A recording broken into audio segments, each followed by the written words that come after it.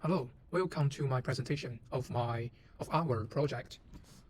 My partner is YiHan Pan, and my name is Haocheng Fan. So let's begin to do our presentation. So first of all, I'm going to talk about the member in my team and the introduction of project and how did I implement the project and project features. So like I said, my name is Haocheng Fan and my partner is YiHan Pan. We are all from 1280 and session 1. So for the introduction, the project is required to use MongoDB, JSON, Python, and Socket. So basically, we didn't do it as a web application. We just used the requirement. And our project name is Course Planner. So the course planner is used to help computer science students in Langara to plan their course. They can find courses and the information of teachers. So the details of implementation. So I'm going to talk about the structure of our database. So as you can see, we use Socket, so the different users, they can communicate to each other. And for the database, so basically, we use 3 databases. One is called project, one is called user data, and one is called user registered course. And for the project, this database, it has 3 collections. One is faculties, and one is courses, and one is login. So basically this database is more like a static database. The data in project, it won't change. So you can tell the structure here. The project has courses, faculty, and login. So in a project, for example, the courses and faculties, the information is already prepared. It can be removed and changed. As for login, it's used to store the username, the emails, and the passwords of user. So it can only be stored. It can be edited, but it can't be removed.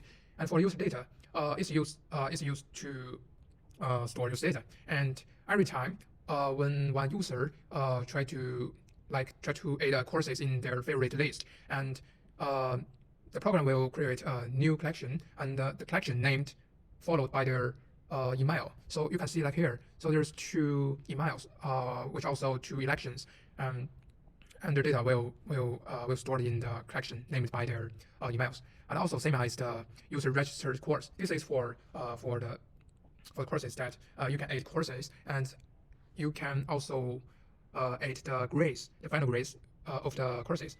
Of course, you have registered the course. So in the last, the program will use the registered courses data to make a academic report. Okay, so next, I'm going to talk about the features of Course Planner. So first is registration. So I'm going to directly use my program, Python pipe. So as you can see, the interface provides you the sign up and login and exit. So if I do login and I just randomly type the email and the password, then login failed because the email is not stored in our database, and so we can't log in. So we can just type 1 and we use like 1, 2, 3, 4,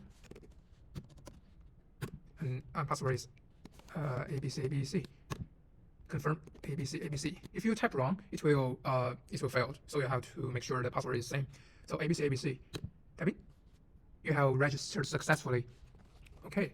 So, and of course, if I type in an email that have been already registered, then it will show you there are something wrong. Like we just like this, we enter.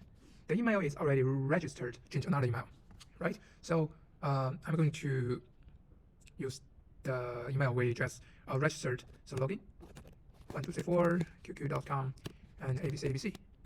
Okay, so when we type in our email and password, we get in the interface in the program. So first of all, yeah, that's I just talk about registration and login. Right now, let's focus on show information of courses. So let's type 1. So you have 2 options. You can list all courses. It's just shallow information of courses. If you want to find more, you can type 2 with their code. and you can find more information about the courses. So we just step 1 first.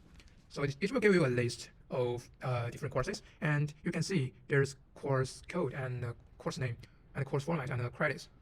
So and you can follow the information of the courses. So we just step 2, and we can see the current list. So we have these 3. So I just add 3 into this. I can add more. Like okay, show the list, maybe 2810, 2810, and okay, 2810. So right now I'm going to delete 1000. So type 2 delete and type 1000, and just show 3. You can see 1000 is deleted. So user can use this function to add their courses, their favorite courses in a list, and they can find it later. So just quit. So next function is list the information of professor. Right here you have 2 options. One is find the best professor, which is typing. Okay, so right now we find the best professor. So you can see the name of professor and then a phone number and office and email and marks on the Reach My Professor website. So our professor is 5 stars. So we can also type 2, list all the information of professors, and also with the marks. Quit. And next, so we can hear from other people. So we just type 4, and it will tell you, do you want to hear or do you want to share your opinion with others? So we just type 1 here. We want to hear from. So this array is started, and right here we create another. Okay, ABC. This is another account, and we also type 4. And right here, I'm going to share my experience. I just type 0. So I type in the message you want to send. You can share. So Stephen Chung is a really great professor. Type message received, and we can see right here. Another person said Stephen Chung professor is really a great professor. Yeah, so that's interesting. You have to quit. Okay, so and also you can register a course with Grace 5, and you can add a course like 1. So this account is already registered. I type in many courses here. Oh, yeah, there's same courses, and yeah, I can add more. Like CPSC, and the number CPSC, and I got like 85. Yeah, and you can see the whole list, and you can also delete one. I'm going to delete this this math 1271. So let's see what will happen. 71.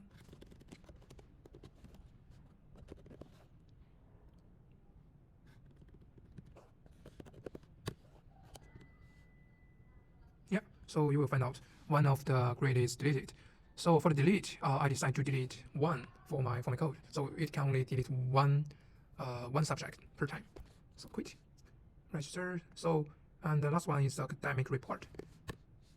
If you type 6, it will give a report. So it is depending on your grades, and it will give you the A+ or B or A, and the corresponding GPA, and it will also calculate the average GPA for you. So for me, that's the 3.915, and good job. You can consider transfer to SS view. If you don't have a good grade, it will show you have to study hard. Like let me show you. So I'm going to register, then I'm going to delete some course, and